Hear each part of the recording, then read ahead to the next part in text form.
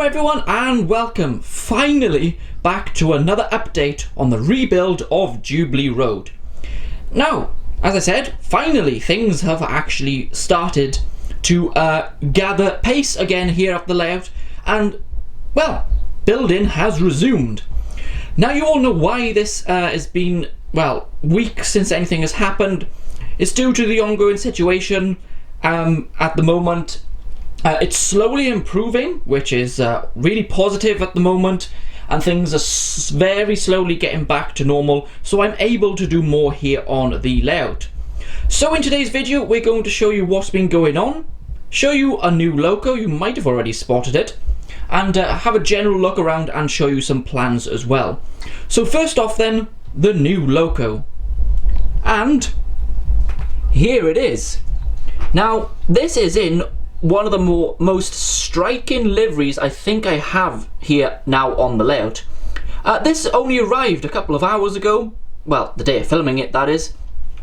And this is from, you might have guessed it, America. It's an E7, and I've got the A unit and the B unit, which basically the B unit is that without a cab at each end. You can just see it there, just the engine in it. This is made by Proto 2000. It's the first model I've ever had from them, and I'm really impressed with these. Very high quality model. The motor is huge in this. It's virtually the size of the whole model here. It's got working lights and all that, and it's in such a lovely livery. And you can see Atlantic Coastline is the company that operated this train. Very early diesel locomotive, probably a bit earlier than any of ours. And if you look at the front of this, what does that remind you of here in the UK? Give you a couple of seconds. Any ideas what that reminds you of? The Deltic Prototype 1. Go and have a look at pictures of that. This has a very similar look to it, including this light here. The Deltic has that housing on the DP1, doesn't it? So yeah, I think I am going to do a full video on this. It really deserves it. It's such a good model, so I think I will. If we go up to my Hornby 100 display, then we got a few new bits and pieces up here. The pin badge, they've only recently come out, so I picked up one of those to go with the pen and the mug, and obviously we got the box and the lovely packet there. This turned up a while back now. This is the Hornby wagon. Really smart. I don't think I'll ever run it on the layout. It's purely for display purposes only, but I thought, yeah, we got to get one of those for my Hornby 100 display there. And obviously we got the very early Hornby HST, and we've just got that there at the moment, which is the Mark III DVT from Arriva Trains Wales, and there's the King up there. But I think what you want to know is what's been going on the layout. You might just be able to see it there. So let's have a look. There we go, guys. We actually have new boards on the layout, and you might be able to tell I've already been planning this over the last few days. So if we start at this end, then this is how it's going to plan out. We are going to have cork underlay under the track. That is on the way from MIB Models. I ordered that the other day. Now these two lines here are going to curve around there, bit of a mess, guys, and go on sort of a slope all the way down to this fiddle yard. Obviously the fiddle yard won't be that low, it'll be up here somewhere. And the other two lines will follow the old route of Jubilee Road and go curve around there and go right the way round and rejoin down the other end. This retaining wall, this way exactly where this is going to sit from the back of the station. Obviously I'm not going to glue it down just yet because I want to get the spacing and gauging right, and obviously a bit more track planning done as well. Here's the old overall roof from the old layout. I don't know whether to keep this or buy a new one and remodel and refurbish it. I don't really know. We'll see where we go with that, but the station will have an overall roof like it did on the old layout. So we will have 5 platforms, as you can see there.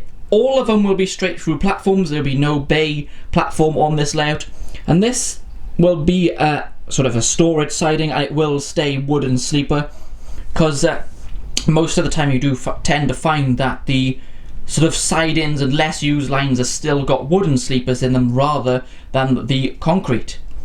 We got 2 trains sat in there. We got an American train, that's to do with gauging, and we do have the Mark III sleeper, not the sleeper, sorry, the sliding doors, because I got the sleepers as well, by the way, guys.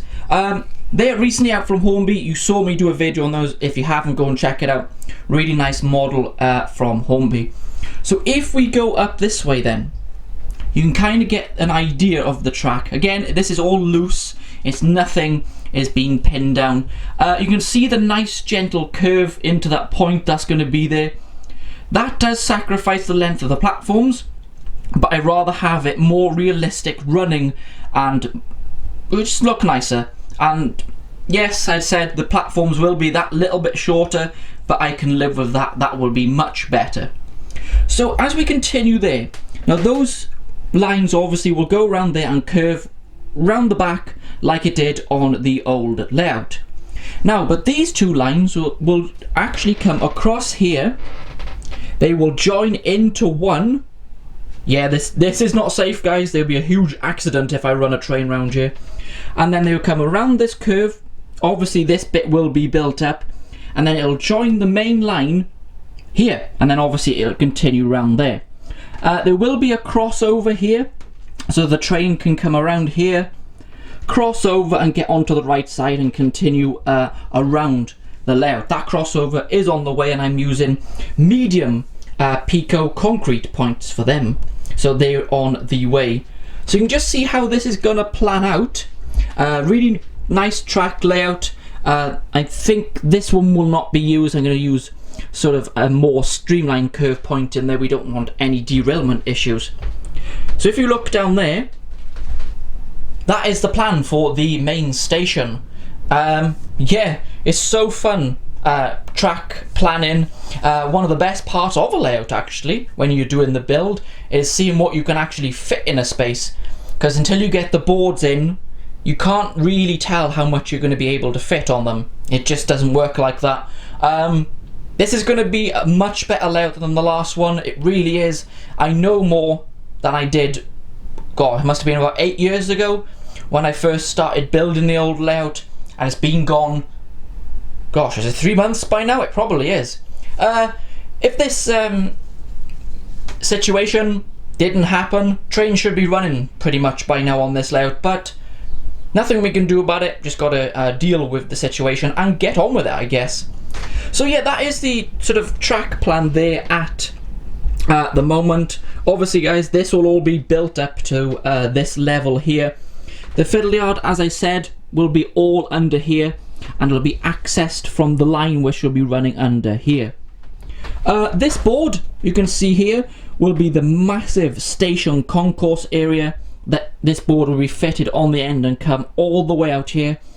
Station buildings will have the bus area, the taxi rank, hotels, and all that kind of stuff will be on this board. So it'll be a massive station concourse area on this line.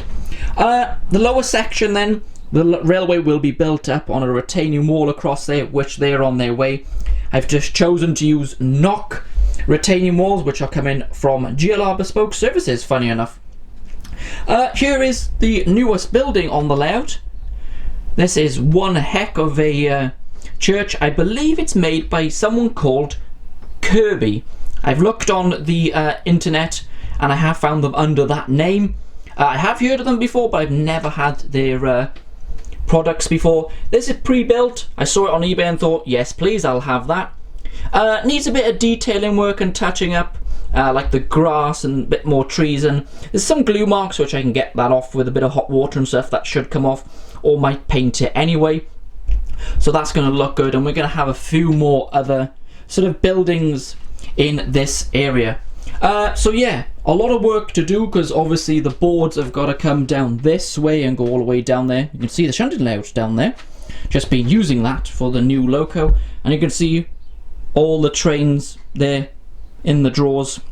So yeah, plenty has been going on, which is about time, you're probably saying. So yeah, there's actually a fountain there. That's part of the new station concourse when I get it done. So last thing I want to show you you can just see them sitting here, is these. Camera, come on, focus. There we go. What do you think they are? They are actually magnetic couplings. Here we go. You can see just the one of them here. These are from GLR Bespoke Services. Now, as you can see, there's two magnets on the end of that. That allows you to couple up any way you want. So it doesn't matter which way the poles on the magnets are facing, it will couple up. I will do a full video on these coming up very soon on the channel. Fab product, similar as you might think to the hand couplings, just slightly different design. There's definitely room in the market for two people producing couplings like this, because we've sold, as a GLR, sold well over 1,000 pairs of these now, and we're getting orders constantly for these. So obviously visit GLR Bespoke's website if you want more info, but I will be doing a video and product test on these very soon here on the channel. And just to give you a quick look, that's what they do. They're fitted on these.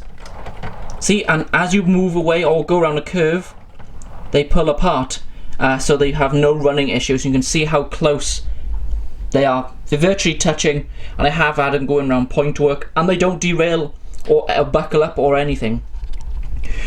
So there we go then. That is the look at how Jubilee Road is looking at the moment. We're really getting on with it here now. Just waiting for the cork underlay so I can start getting that down. So yeah, I can get on with things now, and hopefully work will continue as quick as possible so I can get trains running. I will get trains running on this section fairly soon before the rest of the layout is built, and I'm going to start scenery work on this area on the parts I know that I will not have to change in the future. And obviously I can do all the scenery on this board here before the rest of the layout is built, because this board will be removable, so I can do all the work on that. So there we are, guys. That is the update here at Jubilee Road. Finally things are starting to get back to it. I'll be back with lots more railway content for you very soon. Don't forget the Facebook page, link will be in the description below for that. Come over there, guys, come and join us. Loads of info goes up, pictures, new videos on the way, and you get sneak peeks of new locomotives way before you see them here on YouTube. Thank you very much for watching. I'll speak to you all again very soon. Stay safe, everyone, and goodbye.